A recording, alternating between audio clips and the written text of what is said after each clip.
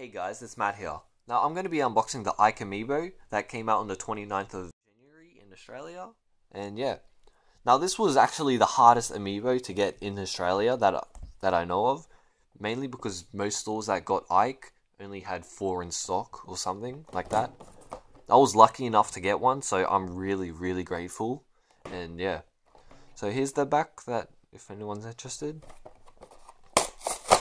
And this was probably like going to be one of my favorite amiibos. Well, I know I've said that with a lot so far, but just Ike is an awesome character. The Fire Emblem series is awesome, and I really like medieval things personally, so maybe that's why I kind of like him a lot. And there's the back of his cape, so that's pretty cool. Um, his sword could be worked on a little bit, cause it's like actually his sword is kind of bad.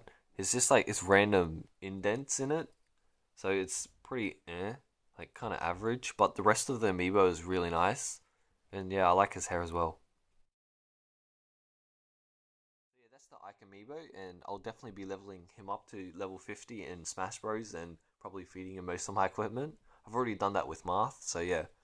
And I really have to say, I really like how codename Steam is going to be including the Fire Emblem amiibos as like compatible.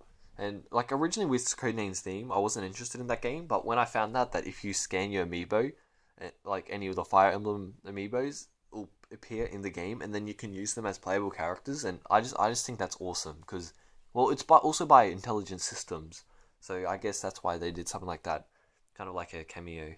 And yeah, anyway, so I'll be looking forward to that. Maybe even the new Fire Emblem game on the 3DS he could be compatible with, but not too sure about that yet. But actually, no, that would be really cool if you could get Ike as a like proper playable character. Because I know in um, Fire Emblem Awakening you could have him as a playable character, but he was just a playing card. If that made any sense, people who've played the game will know what I mean. Also, if they ever do end up releasing the Shin Megami Tensei vs Fire Emblem on the Wii U, then hopefully he could be useful for that as well.